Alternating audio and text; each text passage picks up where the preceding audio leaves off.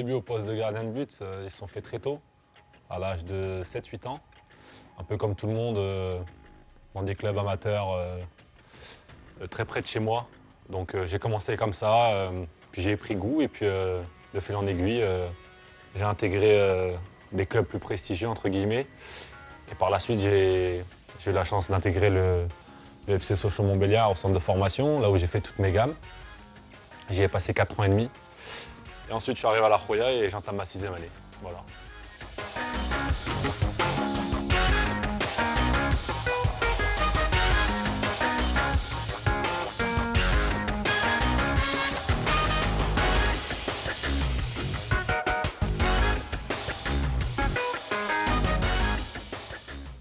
Alors cette saison, c'est la saison la plus difficile qu'on vit, c'est-à-dire depuis l'histoire du club. C'est la première fois qu'on finit une saison à la 4e place. Ça reste une place correcte, mais pour nous et pour le club, c'est quelque chose entre guillemets de pas normal. Donc voilà, faut réagir, faut s'adapter. On est déçu d'avoir terminé à cette place-là, mais on a encore des objectifs, dont la Ligue des Champions asiatiques et surtout les 2 prochaines coupes. Donc on va tout faire et ça nous tient à cœur de pouvoir gagner ces coupes et aller le plus loin possible en Ligue des Champions pour pouvoir, entre guillemets, sauver notre saison.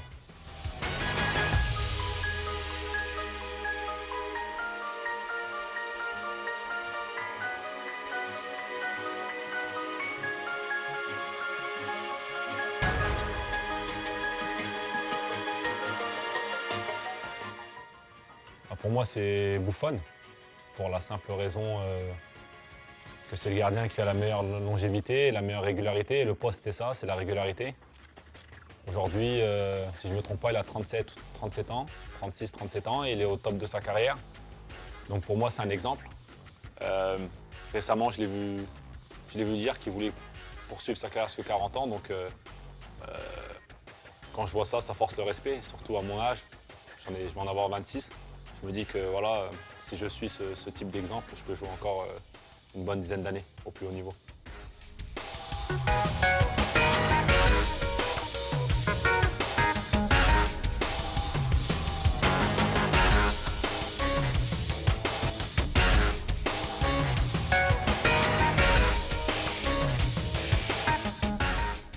C'est quelque chose de très très particulier, la confiance. J'ai la chance d'évoluer avec plus ou moins la même défense depuis plusieurs années, donc il y a une confiance qui s'est instaurée au fil des matchs, au fil des années. Mais c'est clair que c'est quelque chose qui est primordial de connaître ses défenseurs pour anticiper les erreurs ou leurs mouvements. Et pour moi, la chose la plus importante, c'est la communication.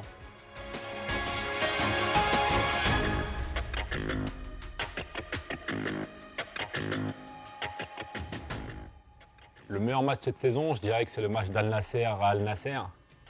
Parce qu'on fait une super première mi-temps et je me blesse à la main, je me fais très mal à la main, malgré ça, je reste sur le terrain et en deuxième mi-temps, on se fait dominer, mais j'arrive à tenir le score. Malheureusement, on prend un but à la 88e minute sur penalty, mais malgré ça, c'est un match le plus consistant.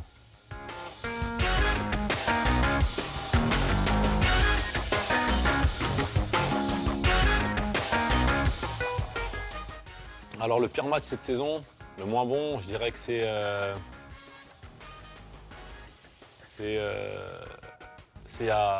Al Ahly, il y a 2 journées. Parce que c'est un match où on doit largement gagner et on prend beaucoup de buts et surtout on ne doit jamais en arriver là, on aurait dû plier le match très rapidement.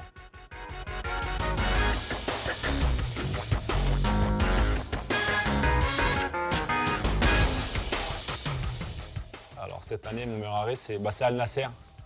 Sur une sortie aérienne, un centre, je sors de mes buts et il y a un joueur d'Al Nasser qui reprend le ballon, qui centre.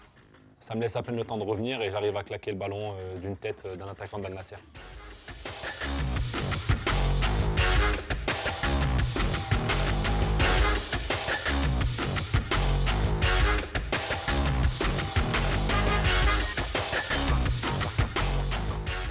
Pour moi, cette année, il n'y a pas d'attaquant qui se dégage vraiment. Il y a eu des années où il y avait un attaquant qui se dégageait réellement. Cette année, non, je pense que c'est des paires d'attaques, c'est-à-dire c'est un jeu collectif. Il y a des équipes qui sont très fortes comme Al Sadd, Al Rayyan ou Al Jish. Mais je dirais quand même que l'attaquant le plus performant cette année, c'est Hamdallah de Al Jich. C'est vraiment un attaquant type avec des qualités très très bonnes.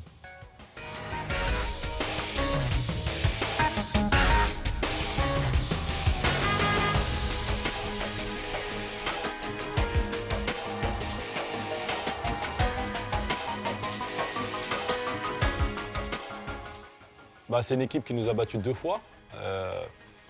Donc elle part avec un avantage psychologique, certes. Mais on connaît l'équipe. Cette année, on a une saison qui a été en dents de scie, en zigzag si on veut. Donc on sait que si on est à notre meilleur niveau, on aura toutes nos chances pour pouvoir gagner ce match-là. Et on sait qu'on jouera contre une équipe qui est en pleine confiance et surtout qui aura beaucoup moins de matchs que nous parce qu'on a la Ligue des Champions dans les jambes. Après, ça reste une coupe, 90 minutes. Voilà, ça sera, je pense, à celui-là qui en veut le plus.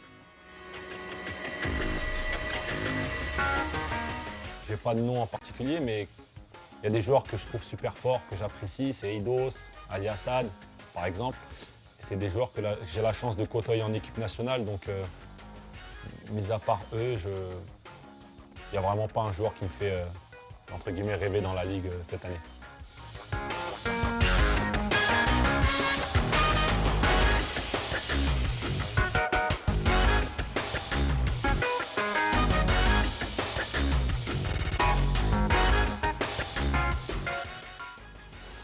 Alors la saison prochaine, déjà reconquérir le titre qu'on a perdu cette année, ce sera une chose super importante.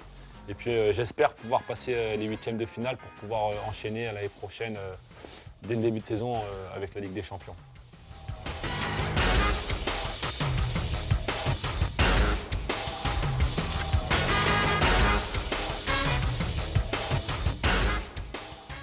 Bah, la Coupe du Monde, c'est quelque chose d'exceptionnel. Elle sera à Doha.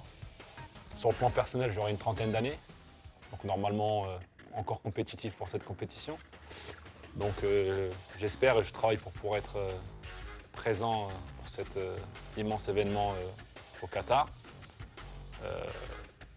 Donc voilà, ça va être quelque chose d'exceptionnel. Je ne peux même pas le décrire parce que j'ai jamais vécu de Coupe du Monde, donc je ne sais pas ce que c'est, à titre personnel. Mais j'espère que la meilleure façon de la préparer, ce sera de se qualifier pour 2018 pour pouvoir avoir en prémisse une expérience forte pour pouvoir aller loin en 2022, Inch'Allah.